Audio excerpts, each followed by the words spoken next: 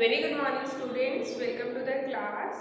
Today we will start 10th chapter in your SST book Natural Calamities. Natural मतलब ऐसी चीज़ें जो nature से रिलेटेड हो यानी कि प्राकृतिक हो. Calamities मतलब कैलेमिटीज जैसे हम बोलेंगे आपदा, विपत्ति, कोई ऐसी मुसीबत. ठीक है, तो ऐसी आपदा या ऐसी मुसीबत जो कि नेचर की वजह से आई हो. ठीक है, नेचुरल कैलेमिटी हम उसको कहते हैं. ठीक है, so open your SST book chapter number 10 natural calamities. Page number है आपका 72. ओपन करो. Have you heard about nature's fury? क्या आपने नेचर की जो है नेचर्स फरी मतलब नेचर के विनाश के बारे में, उसकी आपदा के बारे में कभी सुना है कि नेचर से कैसे आपदा या कोई मुसीबत आ सकती है? क्या आपने ऐसा कुछ सुना है? What do you understand by it? आप इससे क्या समझते हैं? नेचर्स फरी इज अ नेचुरल फिनोमिना. जो नेचर्स फरी यानी कि नेचुरल जो प्राकृतिक आपदा होती है वो एक ऐसा फिनोमिना होता है, एक ऐसी घटना होती है that brings about mass destruction. Mass मतलब बहुत लार्ज स्केल पे जो डिस्ट्रक्शन करती है यानी कि तबाही मचाती है, एंड लॉस ऑफ लाइफ जिससे जीवन का नाश होता है. ऐसी चीज मास डिस्ट्रक्शन मतलब बहुत लार्ज स्केल पे जिससे विनाश होता है, एंड लॉस ऑफ लाइफ यानी कि जीवन भी खत्म हो जाता है, लोग भी मर जाते हैं. एंड प्रॉपर्टी, और जितनी भी संपत्ति है, प्रॉपर्टी है, उसका भी जो है खात्मा हो जाता है. ऐसी चीज को हम नेचर्स फरी कहते हैं यानी कि प्राकृतिक आपदा बोलते हैं. It is also called a natural disaster. इसको हम नेचुरल डिजास्टर यानी कि प्राकृतिक विनाश, प्राकृतिक आपदा, प्राकृतिक विपत्ति, ये सब भी बोलते हैं. नेचुरल डिजास्टर बोल लो, नेचुरल कैलेमिटी बोल लो या नेचर्स फरी बोल लो, एक ही चीज है.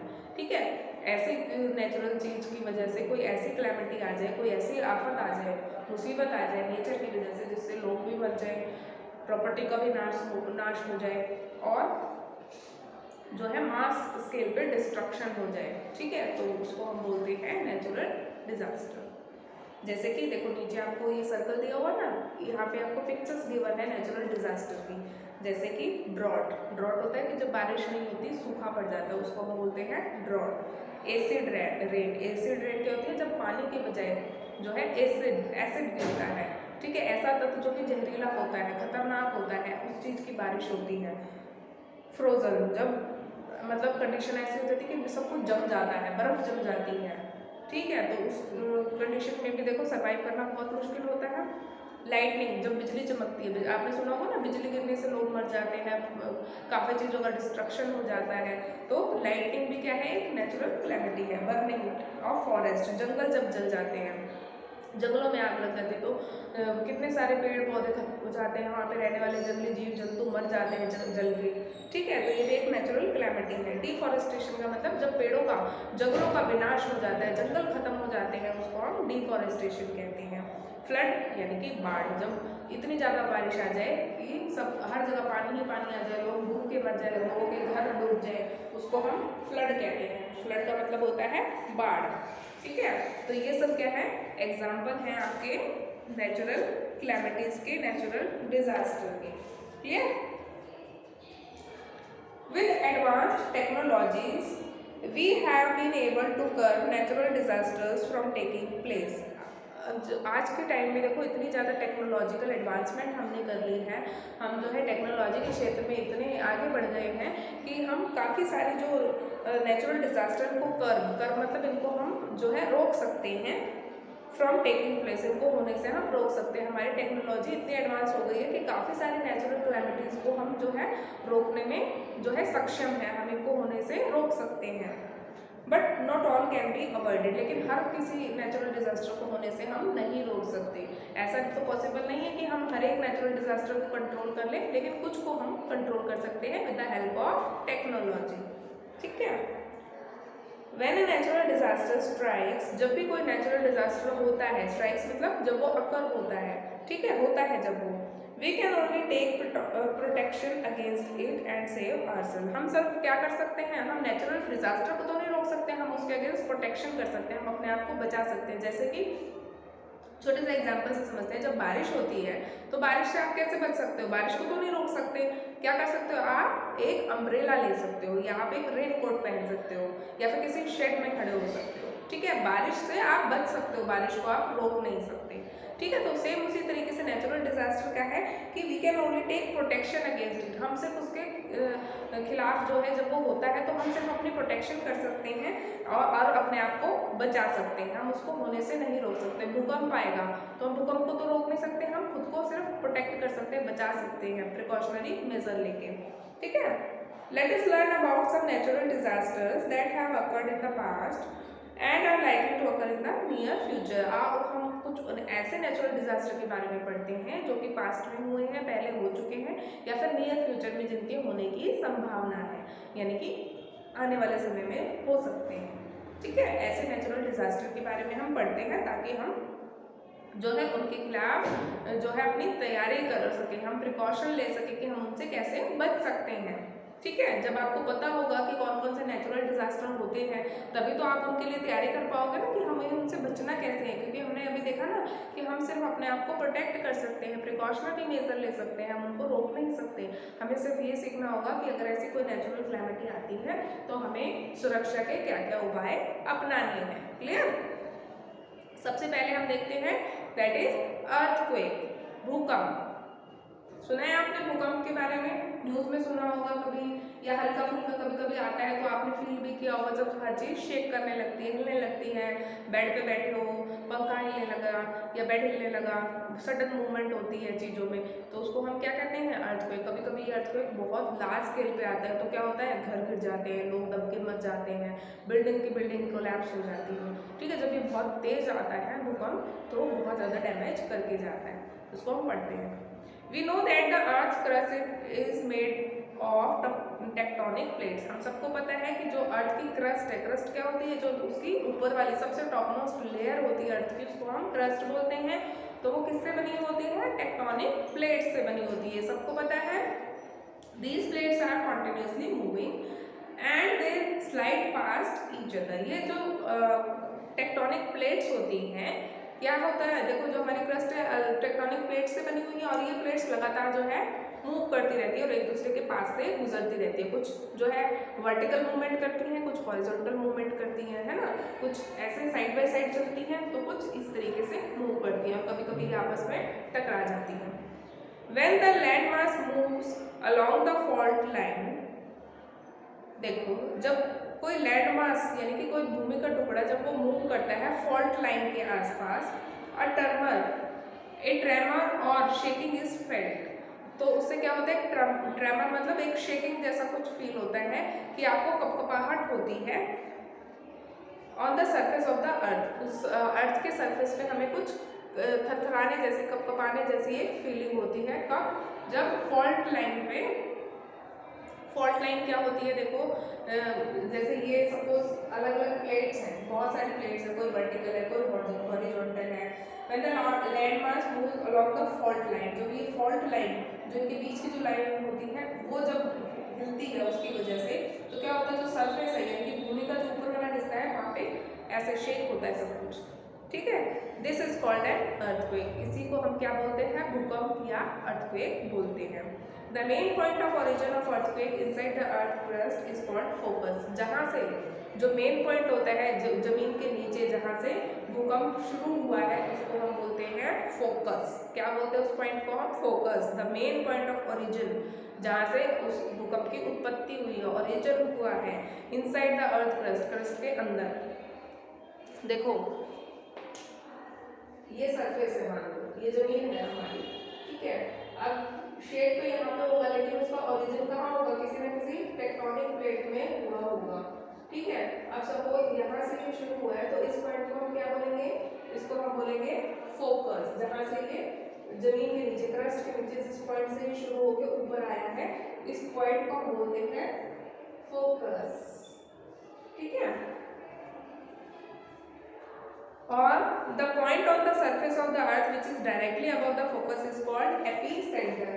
अब जहाँ से ये जिस पॉइंट से ये शुरू हुआ है उसको तो हमने बोला फोकस। इस फोकस पॉइंट से बिल्कुल ऊपर जमीन पे जो पॉइंट आएगा, बिल्कुल ऊपर, ये तो जमीन के नीचे का हिस्सा है, यहाँ से स्टार्ट हुआ, और जो इसके बिल्कुल ऊपर का हिस्सा होगा यानी कि यहाँ पे आपको बोला the point on the surface of the earth which is directly above the focus, जो फोकस के डायरेक्टली ऊपर होगा, इस पॉइंट को हम बोलेंगे एपी सेंटर।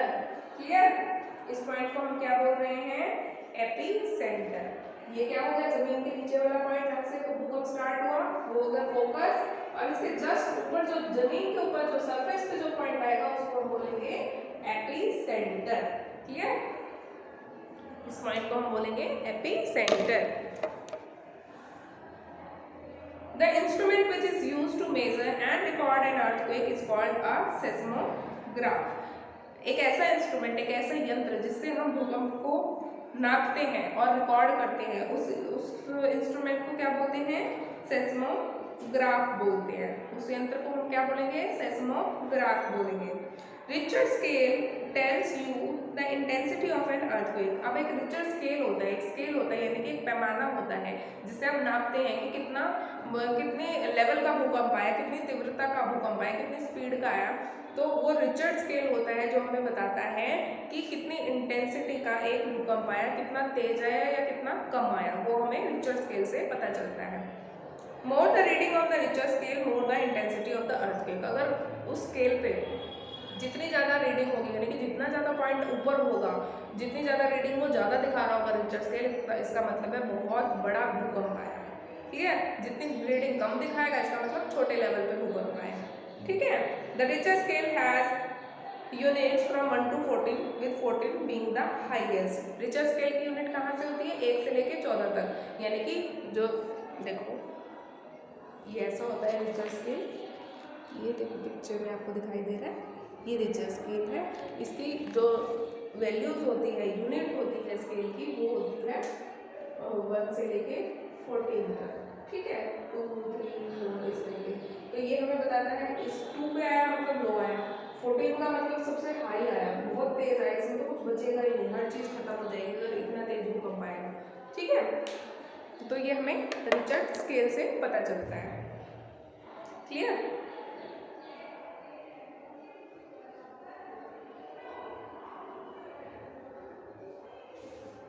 रिचर स्केल को समझो, अलग अलग मोमेंट्स को किस तरीके से हम रीड कर सकते हैं। ठीक है? तो ये स्केल हमें बताता है कि कितनी तीव्रता का, कितनी स्पीड का कोई भूकंप आया है। क्लियर? अब हम प्रिकॉशन, सावधानियां क्या बरत सकते हैं वो देखते हैं। When you feel the tremors move to an open area immediately. जब भी आपको ऐसा कोई ट्रेमर फील हो, यानी कि आपको लगे कि भूकंप आया है, सब चीज़ शेक करने लगे, तो आप उसी समय एक खुले जगह पे जो है चले जाएंगे।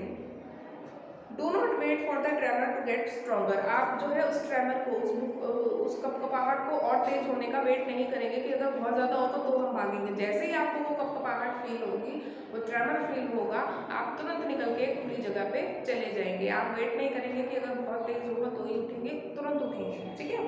If you are not able to move out in an open then stay under a table और बेड कवरिंग योर हेड। अगर आप को इतना समय नहीं मिल पाता है या आप नहीं जा सकते हैं बाहर, आप ऐसी जगह पे हैं, तो आप क्या करेंगे? किसी टेबल के नीचे बैठ जाएंगे या फिर बेड के नीचे घुस जाएंगे जहाँ से आप अपने सिर को ढक सके, सिर को बचा सके। ठीक है? ऐसी जगह पे आप छुप जाएंगे। Out in the open do not stand near a building और पोल्स और ट्रीज विच में कोलैप्स। अगर आप बाहर चले जाते हैं तो किसी भी बिल्डिंग के आसपास नहीं खड़े होना आपको, ना ही किसी खंबे के सहारे आसपास, या ना ही किसी पेड़ के सहारे जो कि कोलैप्स कर जाए, क्योंकि भूकंप आएगा तो वो भी तो गिरेगा। तो आपको बिल्कुल खुली जगह पे जाना है जहाँ आसपास कुछ भी ना हो, ना कोई बिल्डिंग हो, ना कोई पोल हो, ना खंबा, मतलब ना ही कोई पेड़ हो। ठीक है? वरना वो आपके ऊपर गिर जाएगा। तो खुली जगह पे भी जब जाएंगे तो किसी बिल्डिंग से, घरों से दूर जाएंगे, बिल्कुल ओपन प्लेस से। Do not enter a building after an earthquake. जैसे ही कोई भूकंप आए, मान लो आप बाजार में हो या फिर किसी रोड पे हो, तो आप किसी भी बिल्डिंग के अंदर नहीं घुसेंगे। ठीक है?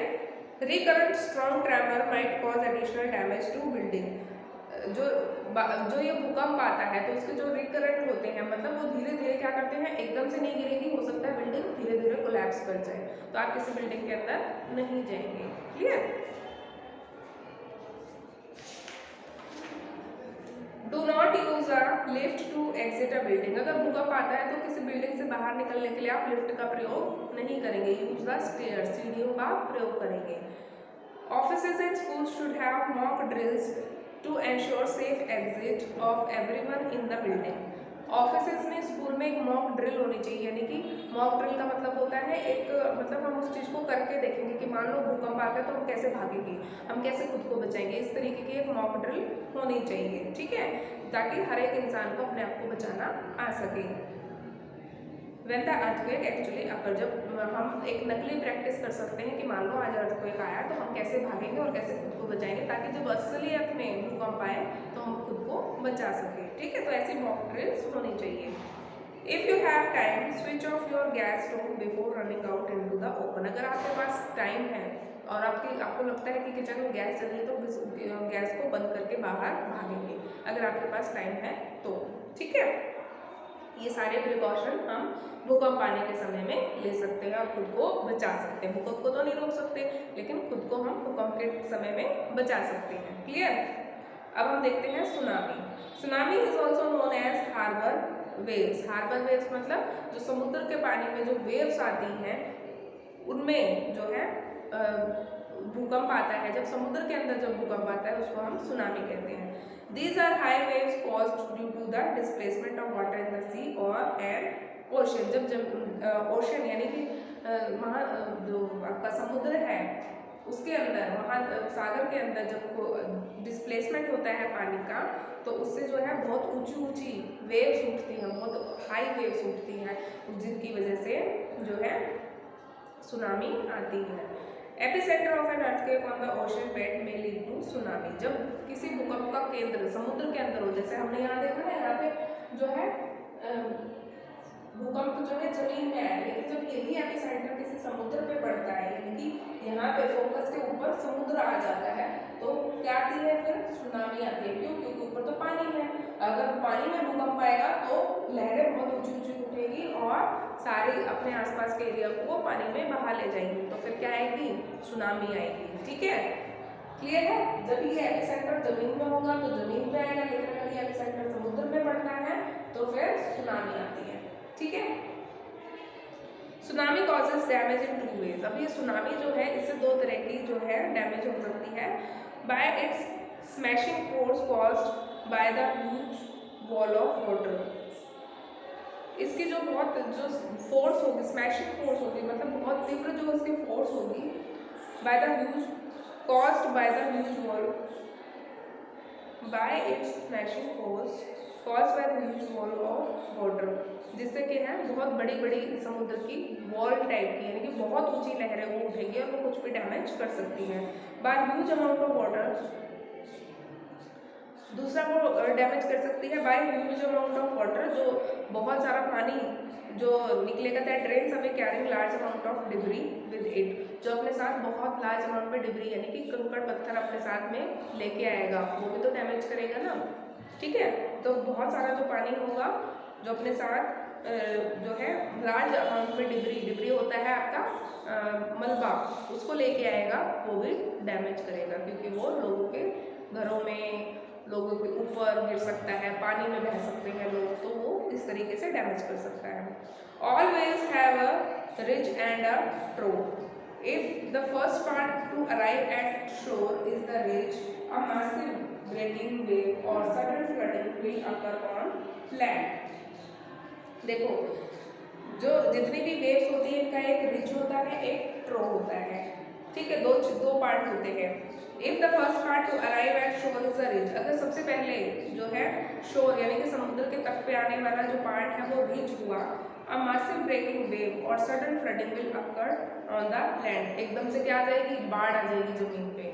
अगर सबसे पहला जो है शोर पे एक रिज आएगा, रिज नाम होता है इसका, तो समुद्र में से अगर रिज सबसे पहले सरफेस पे आएगा यानी कि सी शोर पे, समुद्र किनारे पे आएगा, तो बहुत ज़्यादा फ्लडिंग होगी, बाढ़ जैसी स्थिति हो जाएगी, ठीक है। However if the first part to arrive is a trough, a drawback will occur as a shore line recedes dramatically.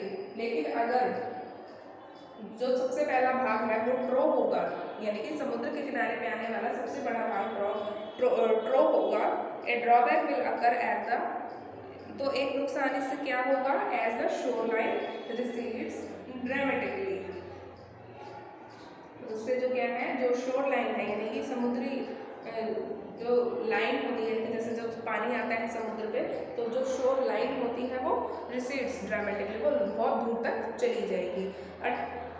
Typical wave period for damaging tsunami is about 12 minutes. अगर 12 मिनट तक मतलब कोई सुनामी आती है तो वो बहुत ज़्यादा डैमेजिंग होती है, ठीक है। एक टिपिकल पीरियड होता है डैमेज करने का सुनामी का, होता है 12 मिनट, ठीक है। अगर इतना बड़ा रह गया तो बहुत ज़्यादा वो जो है नुकसान करके जाएगा। प्रिकॉशंस क्या ले सकते हैं हम उसमें ये देखते हैं।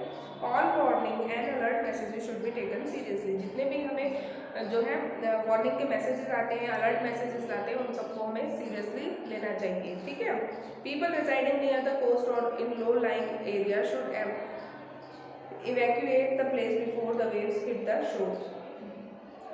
जैसे ही जो भी लोग समुद्र के किनारे या लो लाइन एरियाज में यानी कि नीचे के नदी नालों या समुद्र के आसपास के एरिया में रहते हैं, उनको जो है तुरंत ही वो प्लेस जो है अपना घर मकान ऑफिस खाली कर देना चाहिए। जैसे ही समुद्र की लहर उन तक पहुँचे उससे पहले उनको वो खाली कर देना चाहिए। One should never stay near the shore to watch a tsunami coming.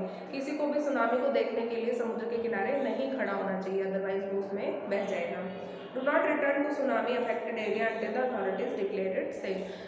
अगर मान लो सुनामी होके चली जाती है तो तुरंत ही आप अपने उस सुनामी वाले एरिया में वापस नहीं जाएंगे, जबकि अथॉरिटी यानी कि आपकी जो लोकल गवर्नमेंट बॉडी है वो आपको अलाउ नहीं करती कि हाँ अब ये जगह सेफ है और आप वापस सुनामी वाले एरिया में जा सकते हैं, तब तक आपको वहाँ पे वापस नहीं जाना चाहिए। क्लियर। तो ये सारे जो है प्रिकॉशंस ये हम जो है सुनामी आने के वक्त ले सकते हैं।